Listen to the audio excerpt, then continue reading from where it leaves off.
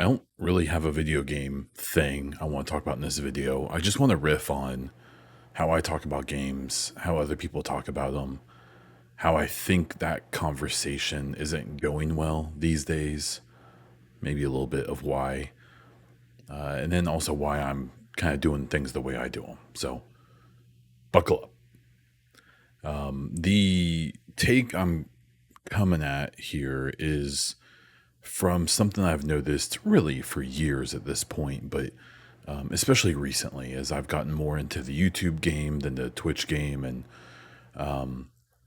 listen to lots of podcasts and watch lots of videos, and the things that I consume with bias don't seem to be that big of the problem.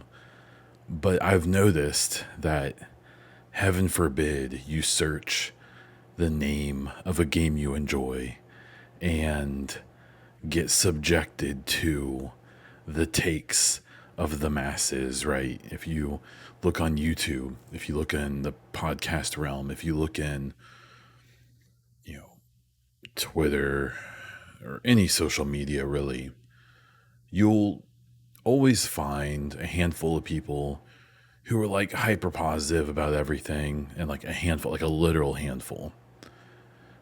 And if those people are already established, their videos do well, but those videos can be pretty hard to find.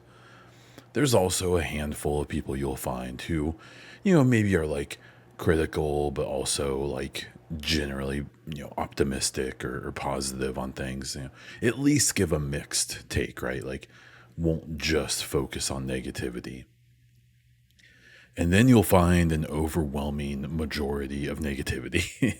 And man, it's really strange, because I think even as a content creator, but just as someone who likes video games and talking about tech and all of that, it makes it hard to take really anything seriously now. We have this situation, whether it's on social media or YouTube or Twitch or wherever, where like it's become so easy to get monetized. Like me, like my content is small. Like I'm an extremely small time content creator, but I'm monetized on Twitch. I'm monetized on YouTube. I could just pay to be monetized on, Twitter and Instagram and those other places if I wanted to be. I'm even my podcast is monetized, even though the audio version of my podcast gets less than like 100 listens an episode. It gets a few more on video, but not much. And I think that real simple monetization has been a factor here, where someone can meet the base requirements to get monetized on one of these platforms. And then you can either try to make content you're really passionate about and about things that you love and get 50 views a video for the majority of people, or you can go all in on the hot take, toxicity, sensationalism, hit all the keywords, talk about wokeness and, all of this stuff, and probably still not be like successful, but be more successful than if you made things that were like good or true or honest or things that you even enjoyed. That one of the things I notice about so many of these folks on all of these platforms who have sold out 100% to this kind of hyper negativity, hyper toxic way of looking at games, and it's happened in lots of realms, but I'm talking about games, is that none of them seem to enjoy what they're doing. And if you think about it, you know, how could they, right? You've got this situation where, a lot, and I saw it a lot in the Division community, and I've seen it in other places as well, where people like, I want to stream. And, they get like a few viewers, or their YouTube videos get a couple views and comments. And then maybe they like make one video where were really mad about something, and they post that video, or they go on a rant during that stream, and then a lot more people show up because people enjoy negativity. It's fun. It's fun to commiserate. It's fun to be mad and say bad things and mean things, right? It's a lot more fun to do that for a lot of people, especially anonymous, faceless people on the internet, than it is to not do that, to be happy or excited about things or to express joy, right? And so I saw so many people start off as like kind of regular content creators with all of these games that I cover and then go down the dark path, right? And what's so funny about it is how often, yeah, like their views or whatever go up, but in the grand scheme of things, they're still nobodies. They're nobodies with 1,000 views on a video, rather than nobodies with 100 views on a video, right? And if you know anything about how the monetization works, there's barely any difference there. And so the reason this has come up to me is, obviously in the last couple of years, there's been games I loved that other people didn't love so much. Games like Starfield, games like Hellblade 2. And you definitely saw this, right? Like you saw this happen. And it's, for every one reasonable take that you find, whether you agree with it or not, someone who's just being reasonable, you can find 50 of these really obvious, just like hot takes that only exist to get clicks. And why that bums me out is that I think there's been lots of good games who have gotten bad reputations from this very issue.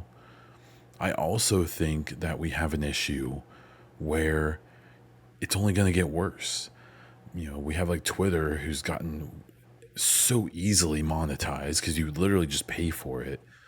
You see these people with 10 followers and 1,000 follows. They follow other people because they're trying to follow bot who just post this like unhinged, insane stuff, and they'll get like a decent number of views, which is what I believe Twitter pays engagement on.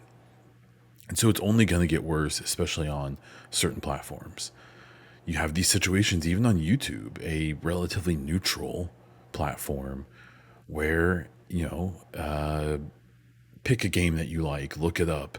There's a really good chance the majority of the biggest videos with the most views are probably going to be ones covering controversy, accusing the game of being woke, accusing the game of having Western developers that make ugly women, like no matter what the game is. And that sucks, right? And they're obviously catering to an audience, but that doesn't make it better. And I see games coming for the rest of this year, like Star Wars Outlaws, Dragon Age, The Veilguard, amongst others. And I can write the script before they even come out. We're already seeing it with Outlaws, and we've seen it a little bit with Dragon Age as well. Where with Outlaws, they're saying Kay Vess, this main character, looks like she's, is ugly because Western developers made her, and she's not. Like she's like literally traditionally pretty, in the world, like, and what you always see with that stuff is these like obviously manipulated photos to make her look worse. You used to see this, and I'm sure you still do, with the Horizon Zero Dawn protagonist. The same thing would happen, and they would use this awful angle or this obviously manipulated version to make her look worse. And then, we're going to see it with Dragon Age The Veilguard as well, especially because that game is delving into Baldur's Gate territory of letting all the characters romance everybody. Like it's going to be this quote unquote like woke fest, which apparently is the worst thing in the world to these dorks who, are maybe just jealous of the situation. I don't know. But I hate knowing that I can already predict both the faceless people and the well-known people who have made their entire careers doing this stuff. I could probably write scripts right now for the videos they're going to make, and that they probably already have the scripts written, right? They might be recording the videos already for all I know. And I just wanted to talk about how much that sucks. And I will never claim to be completely innocent to this.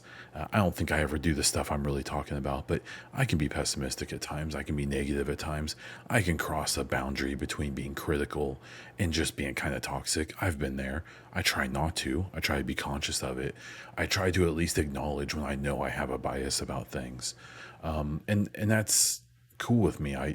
When I talked before about how you can be someone who makes things that you enjoy and talking about things you enjoy and why you like them, for 100 views, instead of, getting 1,000 views by being toxic and negative, I'm cool with 100 views. I do this for fun. I do this as a hobby. I'm not making money doing this stuff. I'm getting a little bit of money to offset the honestly probably insane amount of money I spend on this hobby. But this is what I do. I enjoy it as well as some other things. And so don't expect that to change from me. Call me out when I'm breaking my own rule here, whenever I'm being a hypocrite. I'm normally will be willing to say, like, yeah, I'm being kind of a D bag right now. I get it. But more than anything, just come to this channel with that same energy. Come to the comments with that energy. I'm cool with criticism. I'm cool with being critical, but I'm not cool with being toxic and sensational and just downright dishonest, as a lot of these folks tend to be, whether they're content creators or the viewers who kind of embody the same spirit. So as we get into this busy time coming up, really for like the next 6 months in gaming, I just kind of wanted to get this out because we all know what's coming. Use your views wisely. If you follow people who do this stuff, maybe don't. Maybe don't watch that video. Yeah, I know it's fun. There's a little dopamine rush when you hear people being mean and saying awful things, but we don't have to do that. It's not necessary. We can buck that trend. And I really do encourage everyone to do it. And I hope I can be part of the good side of this stuff as well, even if it's only to a relatively small audience. That's okay with me. If anything, there's a tiny part of me that likes it that way. If you stuck around for this entire maybe pointless conversation, I really appreciate it. Let me know what you think in the comments. I am genuinely curious to how you feel about this stuff. If there's any content creators you suggest that I can check out who kind of embody the spirit of optimism and maybe reasonable criticism, leave them in the comments. I'd really like to find some new folks. If you like this video, you want more gaming videos and thoughts and reviews and so on, please subscribe to the channel. You can also hit the like button if you like the video. If you really like this and you want to support all of the content I make, whether it's these videos, my podcast, or my occasional streams, please consider becoming a YouTube member. That does get you videos like this a bit early. You get a cool little icon beside your name when you comment and a few other little bonuses. If you want to check out all of my other content and find other ways to support everything I do, check out the link in the description of the video. That is all I have for this one. So until next time.